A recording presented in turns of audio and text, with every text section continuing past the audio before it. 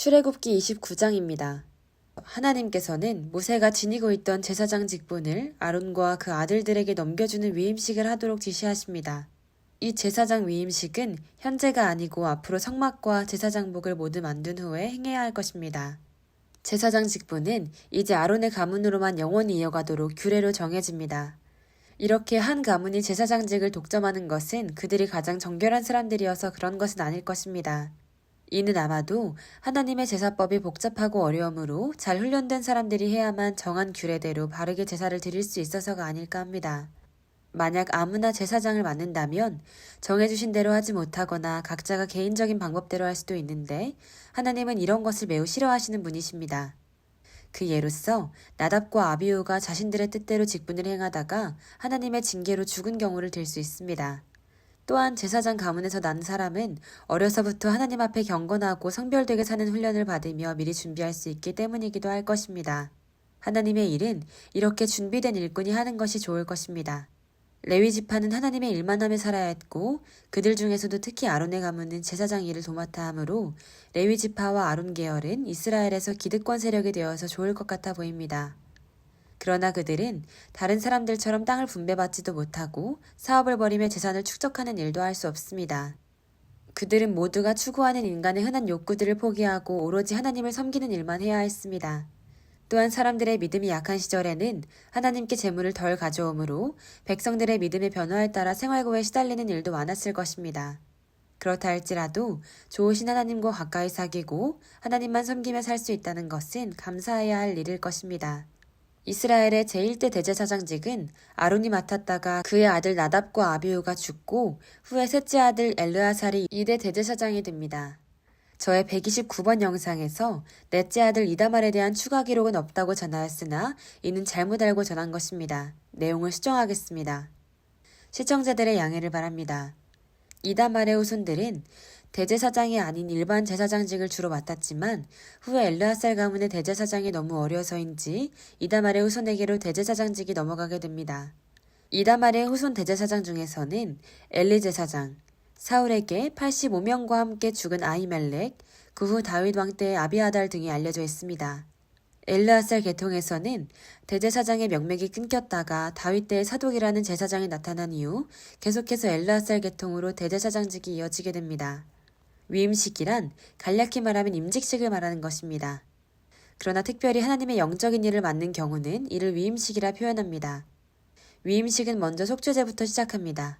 속죄제는 특별히 대제사장을 위한 것인데 이는 인간과 하나님 사이의 중보자인 대제사장 역시 속죄가 필요한 죄인임을 알려주는 것입니다. 이렇게 대제사장도 먼저 자기 죄를 속함받은 후에야 백성을 위해서 제사를 드릴 수 있는 것입니다. 그렇기 때문에 히브리서에는 아론의 반차를 따른 대제사장의 제사는 불완전하고 일시적인 것이라 합니다. 결국은 그리스도에 의한 완전하고도 영원한 제사가 필요하다는 것입니다. 아론과 그 아들들의 위임식에는 흠없는 것으로 어린 수소 하나와 수양 둘, 고운 밀가루로 만든 3가지 소재, 즉 무교병과 기름 섞은 무교과자와 무교전병이 필요합니다. 이 중에서 수소는 속죄제를 위한 것이며 수양 2마리 중 1마리는 번제로, 1마리는 화목제로 드리게 하십니다. 흠없는 제물은 인간의 죄를 담당하실 그리스도의 완전하심을 상징합니다. 최고급 밀가루로 만든 3가지 소재물은 부패와 죄악을 상징하는 누룩을 철저히 제거한 것이라 합니다. 기름을 섞거나 바른 것은 제사장과 왕의 머리에 기름을 부어 성별하는 것과 같이 하나님께 성별에 바치는 것을 의미한다고 할 수 있을 것입니다. 위임식은 제일 먼저 아론과 그 아들들을 데려다가 회막 문 앞에서 물로 씻기면서 시작합니다. 영을 속죄받기 전에 기본적으로 몸도 깨끗해야 한다는 것입니다. 이때 그들을 씻는 물은 성소와 번제단 사이에 있는 물두멍에 물일 것입니다. 앞으로도 제사장들은 성막에 들어갈 때와 번제단에 제물을 드릴 때 먼저 이렇게 손, 발을 깨끗이 씻어야 합니다. 그리고 나서 아론에게는 대제사장의 복장을, 아들들에게는 일반 제사장의 복장을 모두 갖추게 하십니다. 그들의 의복에 대한 내용은 이전 129번 영상을 참조해 주시기 바랍니다. 다음 순서로 아론 한 사람의 머리에만 특별히 기름을 부어 바르게 하십니다. 관유란, 제사장, 선지자, 왕과 같은 하나님의 일꾼을 세워 위임할 때 사용된 거룩한 기름을 말합니다. 이는 올리브유의 극상품 향유와 계피, 창포, 몰약 등을 섞어 만드는 것입니다. 관유는 성령을 상징하며 여러 가지 재료가 섞여 향기를 내므로 성령의 다양한 사역과 은혜를 상징하는 것으로 보기도 합니다. 그리고 다음 순서로 아론의 아들들에게도 일반 제사장의 옷을 입히고 관을 씌우게 하십니다. 이제부터 여러 가지 제사법이 나오므로 여기서 제사의 종류를 간단히 한번 정리하고 넘어가겠습니다. 제사에는 5대 제사인 번제, 속죄제, 화목제, 속건제, 소제가 있습니다. 4대 제사 방법으로 화제, 요제, 거제, 전제가 있습니다. 그러니까 제사명에는 5가지가 있지만 그것을 실행하는 데에는 4가지 방법이 사용되는 것입니다. 번제, 화목제, 속죄제, 속건제 등은 동물을 희생시켜드리는 피 있는 제사이지만 소제는 피 없는 곡물 제사라는 것이 다릅니다. 소제는 보통 음식으로 만들고 기름을 더해서 번제와 함께 태워드리게 됩니다. 일반적으로 소제는 우리에게 생명의 떡이 되시는 그리스도의 몸을 가리킵니다. 하나님께서 피가 없는 소제와 기름, 포도주 등을 받으시는 데에는 다른 이유도 있지만 제사장들의 양식을 고기와 곡식, 기름, 포도주 등으로 균형 맞추기 위해서 이러한 음식물들을 제물로 받으시는 것도 있지 않을까 생각이 됩니다. 제사의 4가지 방법 중에는 대표적으로 불에 태워드리는 화제가 있습니다. 요제는 제사장이 제물을 2손으로 높이 들어 앞뒤로 흔들었다 내리는 것으로서 하나님께 바쳤던 것을 제사장의 양식으로 다시 받는 것을 의미하는 것이라 할 수 있습니다. 이는 영적으로 하나님이 그리스도를 성도의 양식으로 주신다는 것과 관계 있습니다. 거제는 제물을 그냥 높이 쳐들어서 하나님께 드렸다가 다시 내리는 방식으로 요제의 의미와 같습니다. 전제는 피를 상징하는 포도주를 붓는 의식을 말합니다. 보통은 단독으로 드려지지 않고 피 있는 희생제물을 제단에서 불사르기 전에 그 위에 포도주를 붓는 방식으로 행해집니다. 아론과 그의 아들들은 몸과 복장이 준비된 후 첫 번째로 수송아지를 속죄제로 드리기 위해 성막들 성소의 입구에서 송아지의 머리에 안수합니다. 이는 그들의 죄가 소에게 전가되도록 하는 것으로서 장차 그리스도께서도 이렇게 우리의 죄를 전가받으실 것을 상징합니다. 이렇게 잡은 송아지의 피를 손가락으로 찍어서 제단의 넷불에 바릅니다.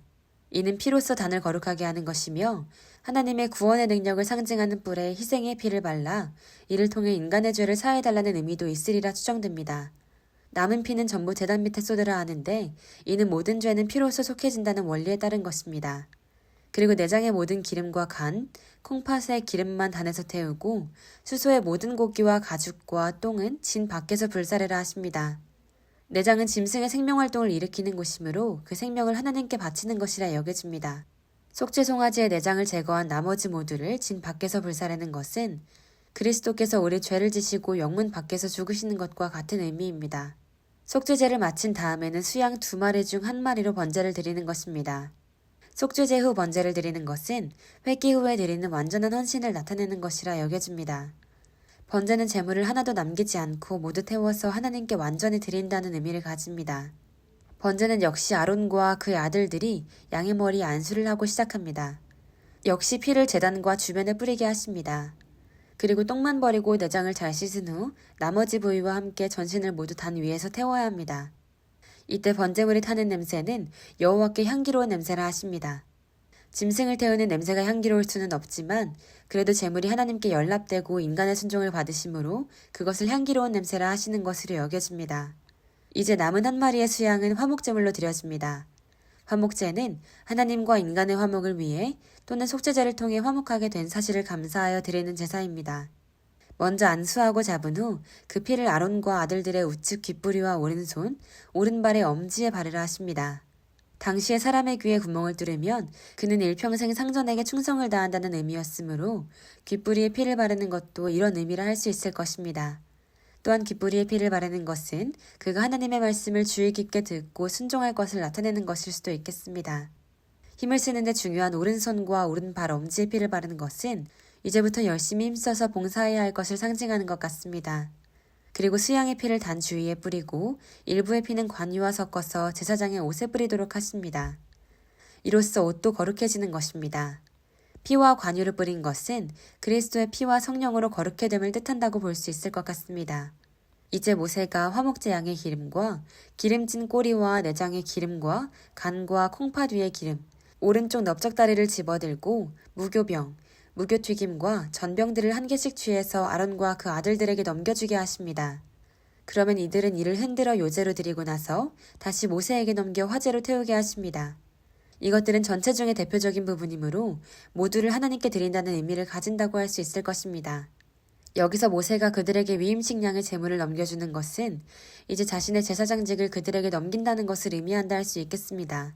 이를 화제로 태우고 남은 좌측 넓적다리와 가슴 부위와 남은 소재 음식들은 제사장들이 요제로 흔든 다음에 먹게 하십니다. 보통 하나님께 제사를 드린 후 남은 제물은 제사장이 먹을 수 있습니다. 이를 제사장의 분깃이라 합니다. 제사장은 다른 생업을 하지 못하고 하나님께 봉사하는 일만 하므로 생계를 유지하기 위해서 제사 후 남은 제물이나 백성들의 11조를 그들의 분깃으로 받게 됩니다. 번제는 전부 다 불에 태우므로 제사장의 분깃이 없습니다. 일반 속죄제의 경우에는 남은 부분을 제사장이 먹고 속죄 제물을 가져온 일반인은 먹을 수 없습니다. 그러나 위임식에서는 속죄제 후에도 제사장의 분깃은 없습니다. 화목제의 경우에는 이를 마친 후 제사장과 일반 레위인들, 화목제물을 가져온 사람들이 할당받은 고기를 함께 먹을 수 있습니다. 그러나 제사장 위임식의 화목제물은 가져온 일반인이 없으므로 제사장만 먹습니다. 제사 드린 후 남은 고기는 당일에만 먹고 나머지는 모두 소각하라 하십니다. 이는 아마 고기를 남겨두면 부패할 수도 있고 여러 날 두고 먹으면 제물이 경솔하게 취급될 수 있기 때문일 것입니다. 제사장 위임식은 7일간 해야 합니다. 이틀째부터는 매일 수송아지만으로 속죄제를 드리며 번제단을 정결케 하게 하십니다.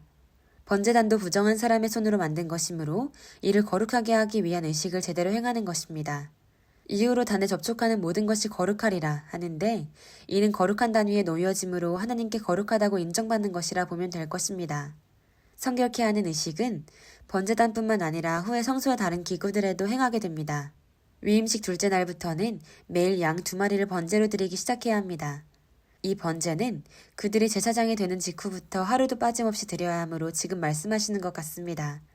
이렇게 그리스도가 속죄제로 드려지는 그날까지 매일 아침 저녁으로 양을 번제로 드리는 것을 상번제라 합니다. 하나님께서 매일 아침 저녁 정해진 시간에 제사 드리게 하시는 것을 보면 그와 같은 방식으로 성도들이 정해진 시간에 기도하는 것을 기뻐하실 것이라 추정이 됩니다. 아침 저녁에 드리는 양은 번제이므로 양의 모든 부분과 함께 고운 가루 수제를 추가하고 기름과 포도주를 붓고 태우게 됩니다. 아론은 이렇게 대제사장이 될 것입니다. 후에 아론이 죽으면 대제사장복을 새로 만들지 않고 그대로 장자에게 넘겨주어야 합니다. 이때에도 똑같은 위임식을 해야 합니다. 제사장 위임식의 많은 의식들에는 모두 하나님의 깊은 뜻이 담겨 있을 것입니다. 우리는 그 의미들을 완전히 알 수도 없고 여기에 모두 담을 수도 없습니다. 다만 하나님은 우리를 정결하게 하시고 우리와 화목하게 원하시는 좋으신 아버지이신 것만은 확실히 알 수 있습니다. 시청해주셔서 감사합니다.